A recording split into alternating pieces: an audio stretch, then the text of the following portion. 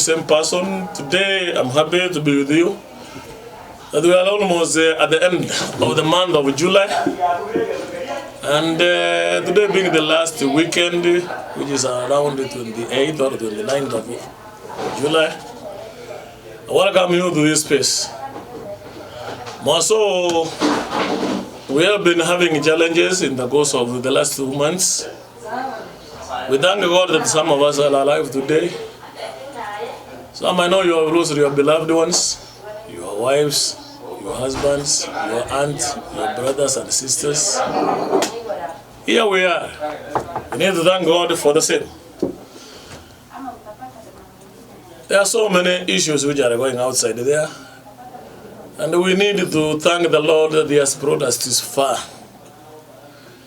And today I'm happy that we may deal with a delicate issue, which I will introduce in a short while.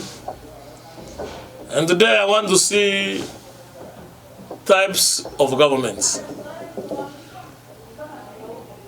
And when we are talking types of government, it leads me back to the time of Samuel the prophet.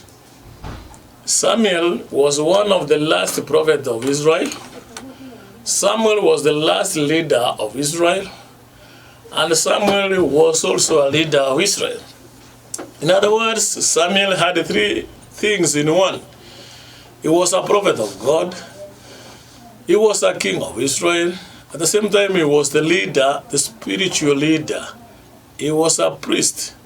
He was a prophet of God.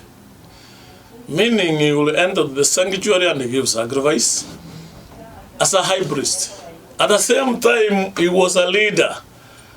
The physical leader the children of Israel were seeing. At the same time, he was a prophet of God.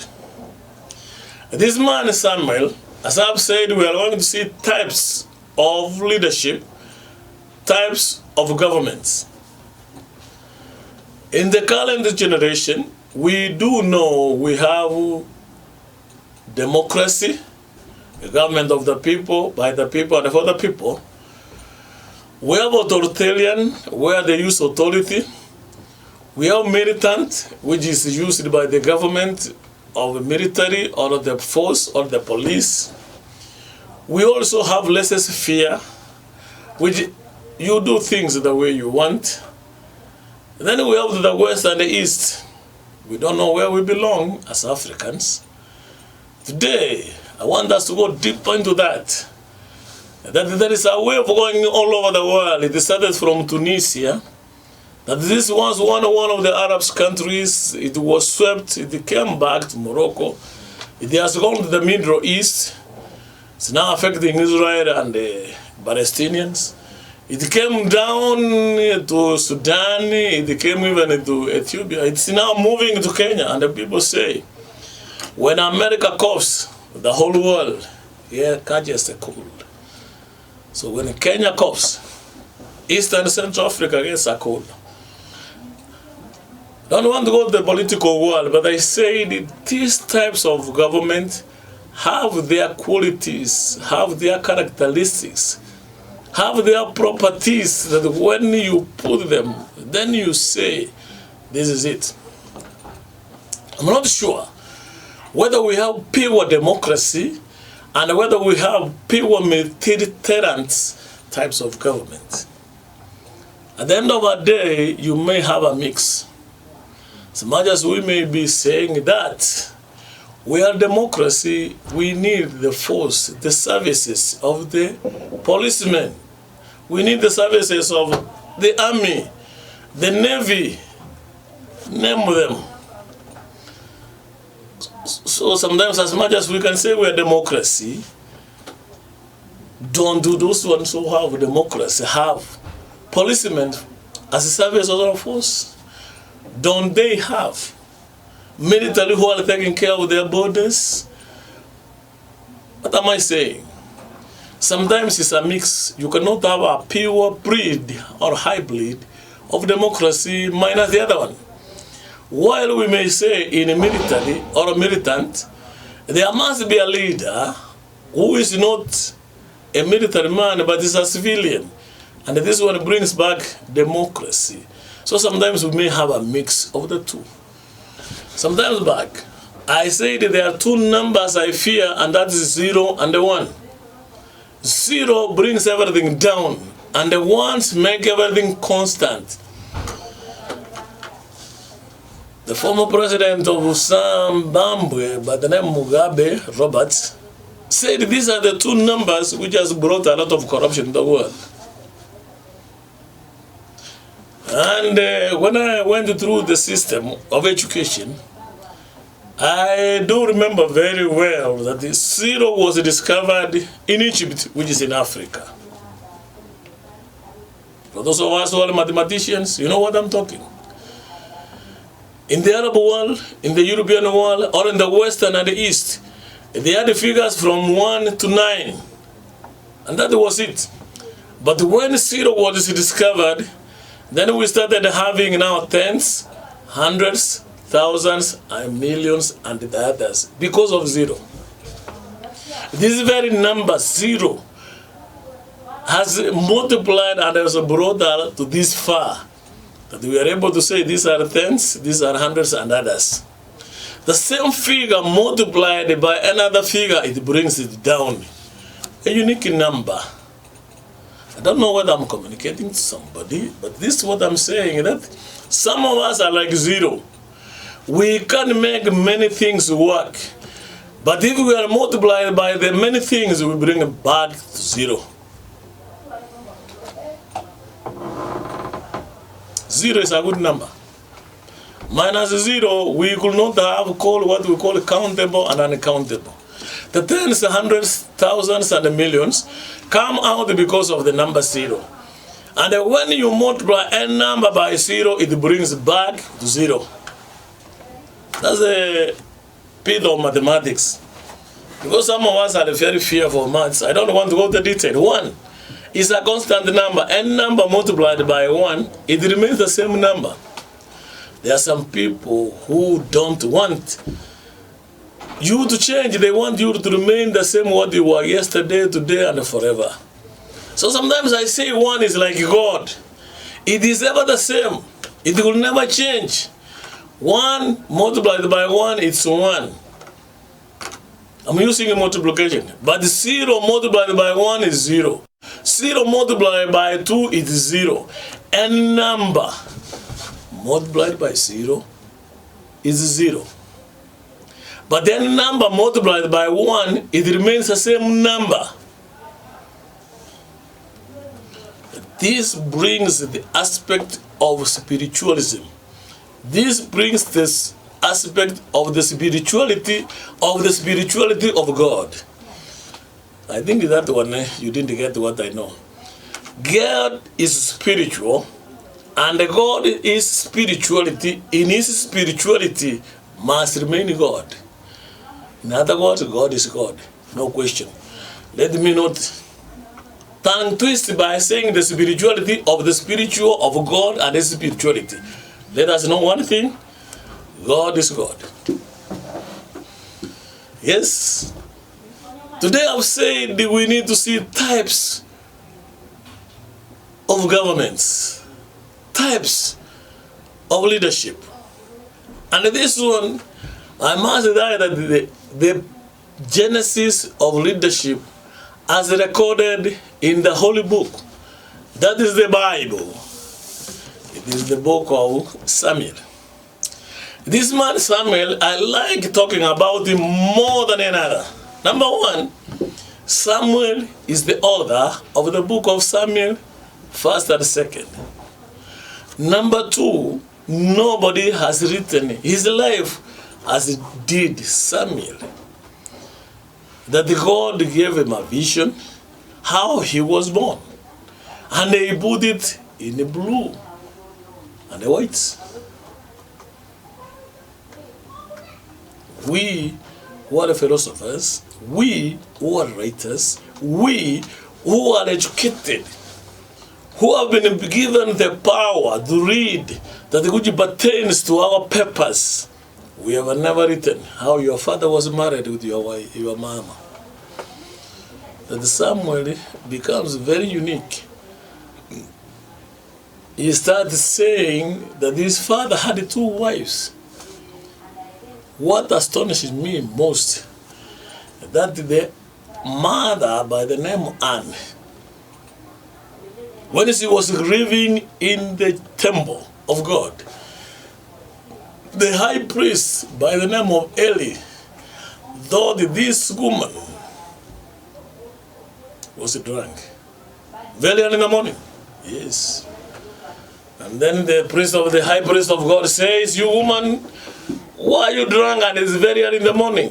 This woman says, "No, my Lord, it's not that I'm drunk with wine."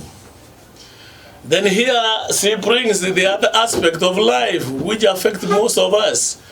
Prayer is a whisper from your mouth. Prayer. It's just a whisper. And then he says, "I'm just pouring my heart to my God so that they can get my grievance." Yes, types of governments. And now this one brings another type of government which we call theocracy. The government of God, where God is the figurehead, is both the spiritual leader and the physical leader. Yes, this brings to one of the hardest type of government, that you are led by God whom you have never seen, who you have ever touched, who is tribeless, who is fearless. Yes. My young people, I congratulate you because now you are going back to the books. That we need to go to our God, who is faceless. I want to say that this one is unawake, that we are serving a God who is faceless, that we are serving a God whom we have never seen. We call him leaderless because we don't know whether it's black or white. Yes, this God is a tribeless God. My young people, I think if you are listening, get me right. The qualities of government you are saying, that is the type of government I want to introduce you. The spirituality of God, which is spirituality. That is faceless, is tribeless, is bodiless. If there is anybody, the source of education, which my young people are proud of. They are the most educated people, between 10 and less than 42. These are the people we have in Kenya, moving in the country. They are more than a half of the population of Kenya. The most educated people who went through free education, who I wish they could understand the late President Mwai Kibaki, what he said. In Kiswahili, he said, hii ni erume ya bure. Kwa hivyo hii erume ya bure ilikuwa bure. I think you will get that. If you get me, I will explain what I mean. Free education, which is free and doesn't give you anything because it's free. Don't know whether I've interpreted clearly. That in around 24 or 25 years today, the late President Mwai Kibaki said, let us have free education for our free education in a free country. Not knowing that this free education will bring a product of what we have today. This is the most educated people who didn't feel the pain of school fees. These are the people who went to school free and their parents didn't struggle. These are the boys and the girls, these are the men, the married and the married, who went through the system which is free. They didn't encounter problems. That's why sometimes they say, we need it now, today, and here. Because when they were going to school, they didn't know what is the issue of school fees. Some of us, when we went to school, 5 shillings was a problem. And they would make you stay at home. Yes, my young people, must congratulate you because you went through free education. You didn't have any issues with your education. More so, there was also another support from the CDF, Constituency Development Funds. They were building schools, so our parents didn't struggle even to build infrastructure for us. So we got things which are free. We are in the free atmosphere, in the free world, like a free molecule. So you can do anything because you have been given a lot of freedom. My young people, freedom has limits. I repeat, freedom has limits. Yes, you have gone through free education. There was free infrastructure. Some of you went through that system, and I think you are between 10 and less than 41. These are the people who have more degrees than another generation. These are the people who have masters more than another generation. These are the PhD holders. These are the engineers. These are the doctors. These are the lawyers, just to mention 3. The others are there. Teachers are there. People who were taught at the prime of Kenya. We have panged a lot in you, and we need a lot from you. Free education, leaderless, tribeless, partyless. What at the end of the bottom of the line? These are the people who have good smartphones, expensive ones. It's not like mine, which I don't want even to show before the camera. I know these people who are the Gen Zs. You have better smartphones than what we have. Those days we were going to the booths to get the information. Today we get the information in our phones. Today when we go for a party, we have our phones, we take pictures or snaps, then we do what you need, we have your pictures there. When you want to communicate to abroad, it's just a call away from where you are. This box called the phone, some call the smartphones, tablets, computer, laptops. They can do very many things. In other words, they have brought the whole world into your hands. We say the whole world is in the global. The world is in your hand, which is true. But remember, the world is bigger than you. As much as you can computerize things, as much as you can do things from remote control, as much as you can have TikTok so that you can make money, you have what we call, I don't know, Instagram.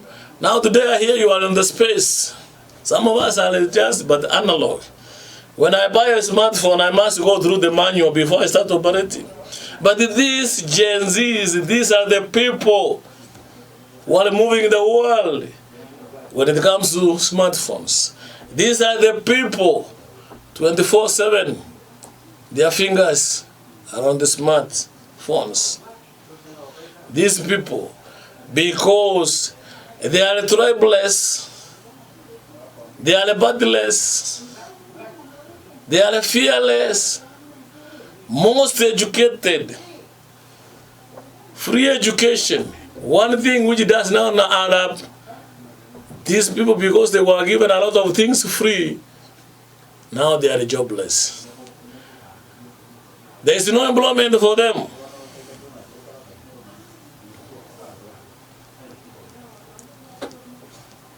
They need the government to create a job for them. Not tomorrow, here and now and today, even not yesterday. There are other 3 aspects. Yes. After break, when we come back, we will talk more on the same. About that we have a theocracy, a government of God which is fearless, which is leaderless, which is faceless, which is tribeless. So my young people, you reminded me there is a government of God which we need to join. But after break, we will talk about that. On the society, which is the community, that is the church. Then we will talk about problems we do have with our political world. Finally, we'll come to a conclusion. Engineer, you may take over.